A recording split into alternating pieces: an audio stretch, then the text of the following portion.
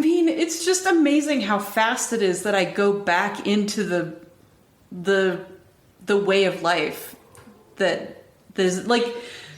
So in 2024, I showed up. It was the first time in 12 years that I'd been there, and one of the kids from the family she was five or six when I left, and now she's 25. And she walked out, and she's, this beautiful girl, and like we were so excited to see each other, but she took me down where her mother was harvesting corn. And, so within 10 minutes, I'm out there harvesting corn with the family like I used to.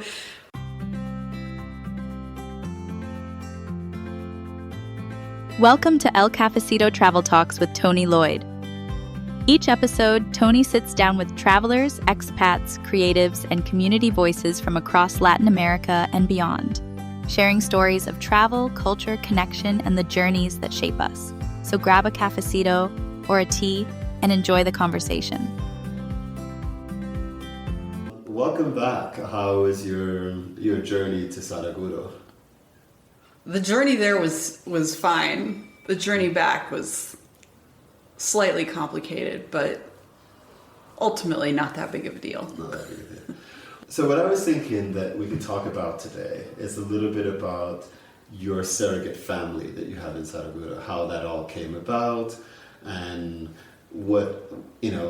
how would you explain the whole concept of having this surrogate family, this host family? But first of all, let's start off with just presenting, if you don't mind saying your name to everyone. Professionally, I go by Hannah O'Hare Bennett. Okay. So I use my middle name. Give us a little backstory about yourself. Okay. Where you hail from, what have you done? Well, I grew up in Kansas on like a little organic farm. Quite unusual for Kansas. But my parents were like back to the land kind of hippies in the 70s. And so that's how I grew up in kind of an unusual way. And then I went to the University of Kansas and I majored in art. Ultimately, I tried some other things, but I really wanted to work with my hands and I don't know. I've always loved visual communication, I guess. And just like here in Ecuador, they call it manualidades. So manual, like craft kind of work.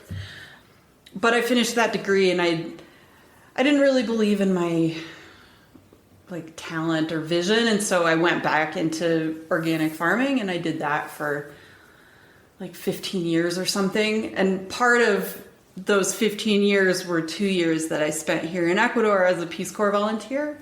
I was here from 2004 to 2006, and so that's how I ended up here in southern Ecuador. How did I decide to do it? I mean, it was always sort of in the back of my head as something that I could do.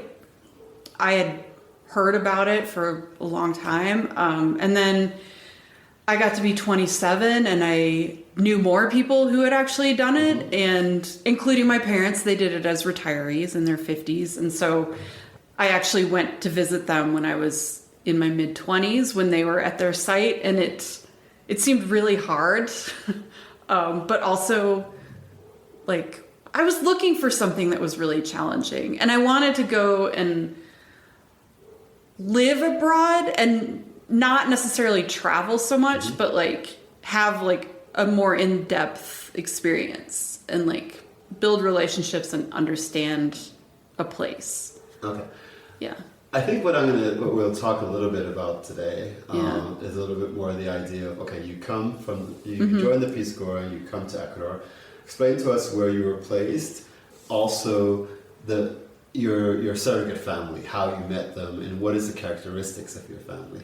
Okay, so you do training for 3 months in country, and that's you learn the language. My Spanish was really poor when I got here, and you do technical training, and you basically just learn how to live here safely and effectively. So that's what the first 3 months are about. And I actually lived with a host family during that time too. So that was up in northern Ecuador, near Cayambe.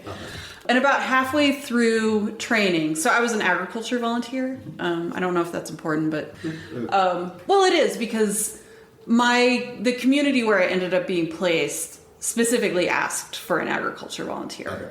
So you select one, you decide to go with this family. I selected 3. Oh, you selected 3. And I don't know, Peace Corps had sort of, between Peace Corps, like the people who work in the office in Quito and this other volunteer who had already been down in the area for a while, they found a host family for me to stay with. Okay. And I met the woman who became my host mother here in Cuenca 22 years ago. Okay, so you met her before going to the location. Yeah, so I don't know how they do it now, but back then we did a site visit while we were still in training. Okay. So we all took a very long bus trip down to Cuenca. We had like sort of a conference where there were like 8 of us that were placed down here, and all of our communities sent like a representative to meet us. And like, I don't know, we did dinamicas and some other stuff. Okay. I don't really remember it all that clearly, but I do remember getting on the bus with the woman who now is extremely important to me. But like, I barely knew her at that time. And we took the bus down to the road that goes to my site. And we must have taken a truck back to where I ended up living. And, like, my Spanish was not good. You have to understand this. It was just like, I was just sort of like blindly following this lady into this community. And she was super nice, you know? And like, she had moved out of the bedroom where she stayed so that I could have my own place, which is a rule with Peace Corps. Like, the volunteers have to have their own bedroom that locks if they stay with a host family. You know, the rest of the family, they moved into the other 2 rooms that existed at that time. And I think like there were a couple teenagers in the family, and I think they went to stay with like a grandmother or something down the road. So explain to us a little bit your first day, for example, a little bit about the house, because I'm sure the house that you were moving into is very different than your house in the U.S. Oh, for sure. Like, they had a bathroom with a shower that was outside, so it was separate from the rest of the house. And then there was a so I think this is true in a lot of Ecuadorian families. Like, they have the outdoor cooking area, and that's where the fire is. And so that's where they cook, like, the mote, the pozole, or basically the corn, which is sort of a staple. Okay. So that was all outside. And then they also have like gardens all around the house that have like herbs that are good for remedios, and then also like the vegetable garden. Okay. And then the house itself, like, there was a kitchen, and all the rooms had a door that opened into sort of like the patio area. Courtyard. Yeah, like sort of a courtyard. Yeah. So the kitchen was kind of like the heart of the house. That's where everyone gathers. And they are constantly cooking things. Like, there is always food. There's always like, they have a 6-burner stove, and all 6 burners always have something going on them. And it's always really delicious. How long did you live with them? So on that first visit, I stayed there for 3 or 4 days. And I basically just like, my host sister is extremely like outgoing and really nice and really curious, and just like, and she just has like the kind of personality, she just has a magnetic personality. And it's from her that I learned that you don't have to necessarily speak the same language to become friends with someone. And so from that time when you went back, how long did you live at that house? I lived there for about 2 months after I got back. And I arrived, like, the same day that I arrived, I came down with the worst case of the flu I've ever had. Like, I was so sick, and I couldn't, like, explain what was going on. I just had to, like, take Tylenol and get through it. And it's really good that there was another volunteer nearby who could help me. And, like, we had picked out a house where I was going to move to. And so every day I would take my Tylenol and then go over and like help the guy that was fixing up the house that I ended up living in. And then, yeah, I think my host mother was incredibly worried about me. Like a mama does. Yeah. Like eventually, I don't know, I stuck it out. I made friends with Sandra is the name of my host sister, who I actually have 5 host sisters. 2 of them I'm particularly close to. So, as you said, when you first got there, it was a little bit like, okay, I don't speak the language, I don't understand what these people are saying. Yeah. Do you remember a moment where you're, one of those moments where you're just like, what am I doing here? Yeah, when I was there for the site visit, so this is before I actually moved there. Okay. I had been going, like, Sandra kept taking me to, like, meet people my host sister, or to, like, we went to the school one day because there was, like, a visiting nurse or something who was giving, like, an educational talk about how to talk to your daughters about, like, growing up. Mm-hmm. So I went to that, and finally, like, on the 3rd or 4th day, I had a moment to myself, and I, like, walked down this, like, dirt road. There was really only one dirt road that went through the whole village, because it was only 60 people that lived there. And I just remember looking out over the valley and the mountains and feeling completely overwhelmed. Like, I started thinking about 2 years, and I think, like, when I talk to people about Peace Corps now, like, people who are about to leave, who are in their early 20s or mid 20s, I tell them, like, just don't think about 2 years. 2 years is too much. Mm-hmm. Think about 2 weeks. Think about maybe 2 months. Mm-hmm. Especially for the first 6 months or so, it was just, I don't know. I mean, it was tough. It was tough. The Spanish was hard.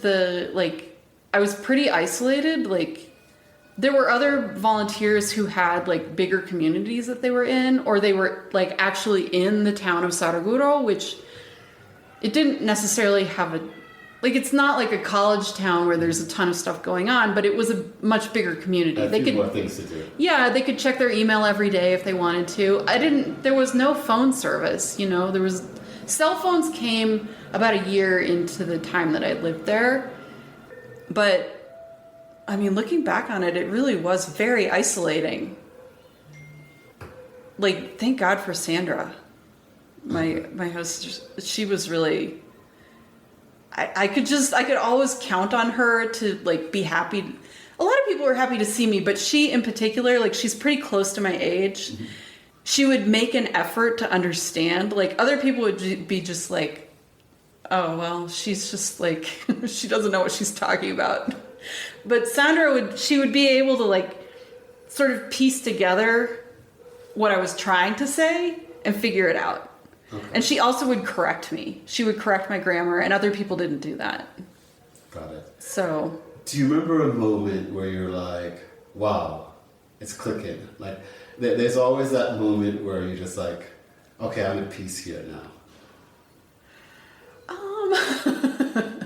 Well. Regardless of if it disappeared later, but there is a moment where you're like, okay, yeah, this is it. This is my new home. This is my, you know, there's definitely going to be a moment where you started to say to yourself, this is home. This is my surrogate family. Yeah. So probably like 2 weeks into living there, I was over the illness that I had arrived with. And Sandra, she's so funny. We somehow were talking about, like, about killing a rooster mm-hmm. to make soup. And I somehow communicated that I wanted to learn wanted to watch her do it. Mm-hmm. And so she went and got the rooster, and she was holding it, and she had it positioned in such a way that she could, like, cut the head off. And I looked at it and I was like, te vas a morir. And she thought that was the funniest thing she'd ever heard. And so you looked at the chicken and went, you're gonna die. Yeah.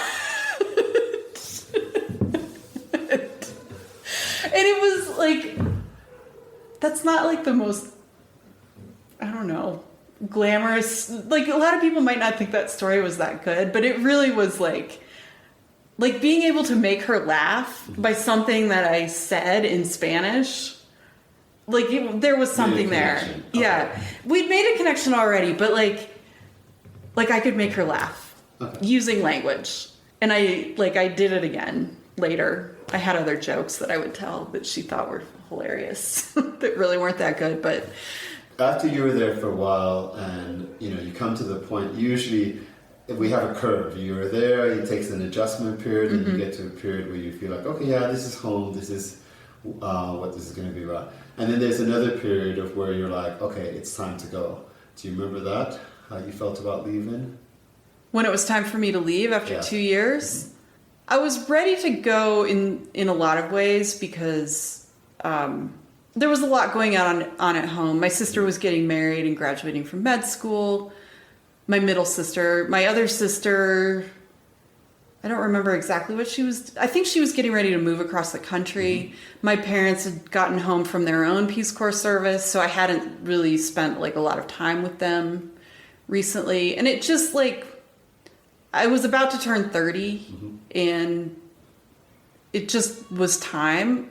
So in that way, in terms of like work professionally, it was time to go. But emotionally with the family, what were some of your feelings when you were like, okay, I'm packing up and I'm going back to the US? It was sad, but I also knew I would come back and visit. Okay. So for me, it was I was sad about that, and I did feel, and just the whole experience of living in this particular country and culture, I was sad about leaving, even though I was sort of looking forward to going home. I don't know if that makes sense. It makes perfect sense because there are two different things, Yeah. One is going home to deal with the things that you want to deal with. Yeah. Another one is the disconnect that you won't be connected to these people who you've grown accustomed to spend time with. Like, for example, now you just went for a few days. What are the feelings for the few days when you were there visiting?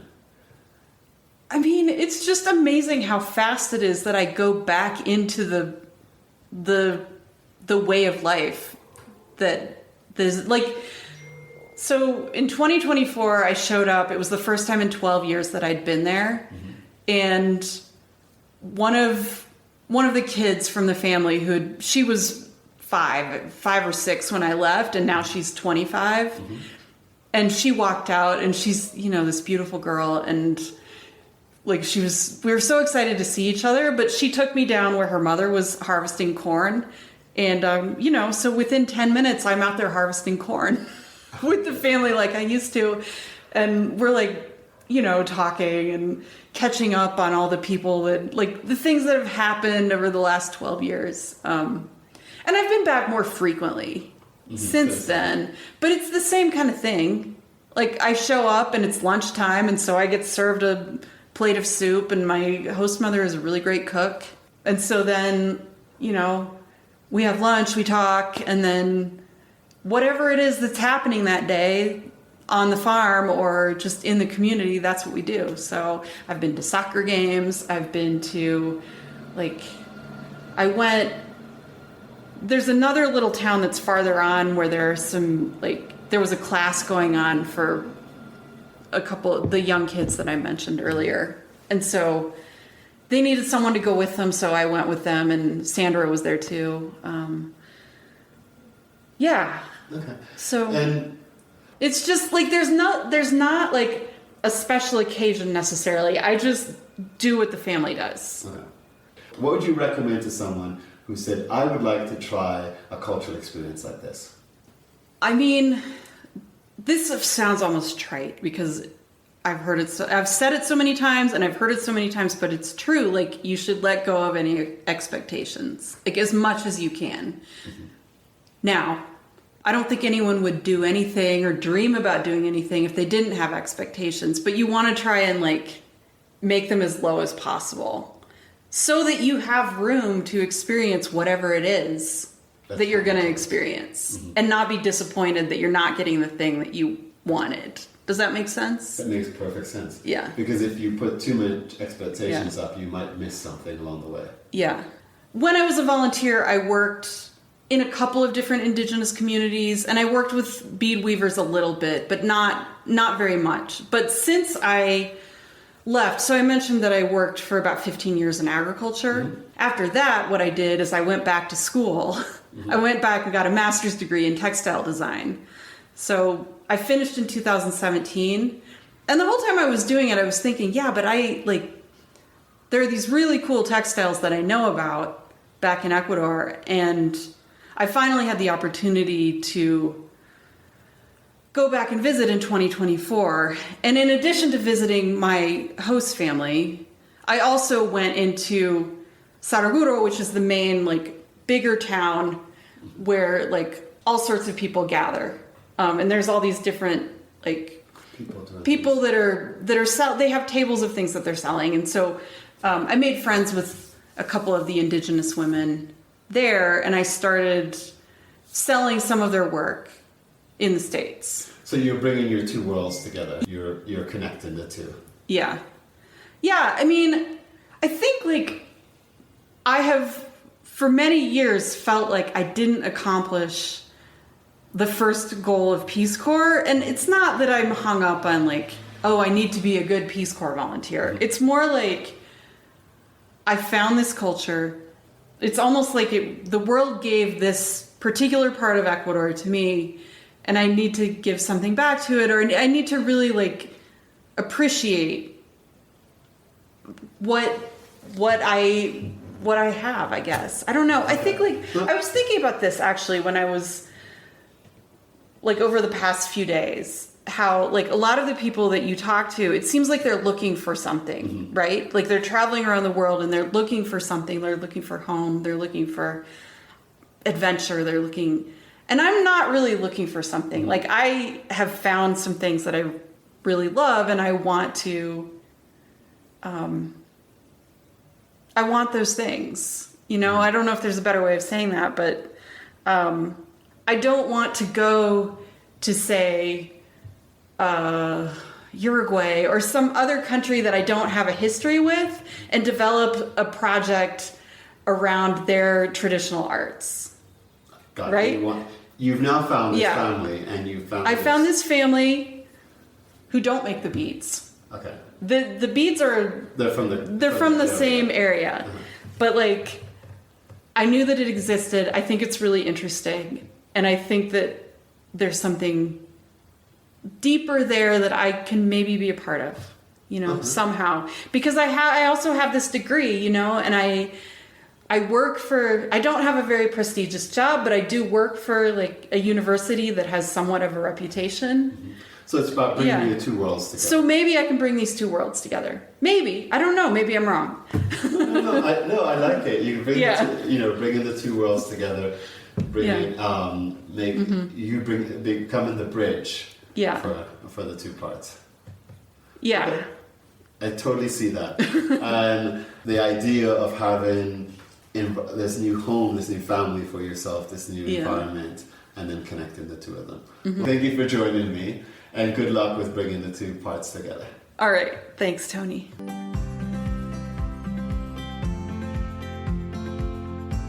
Thanks for joining us for this episode of El Cafecito Travel Talks with Tony Lloyd. If you'd like to learn more about today's guest, check the podcast notes for links and information related to this episode. And if you have questions, stories, or topics you'd love us to explore in future episodes, feel free to reach out. Tony also helps independent travelers plan meaningful journeys throughout Central and South America, including cultural and community-based experiences. And if you'd like to support the podcast and help keep these conversations going, you'll find a contribution link in the podcast notes.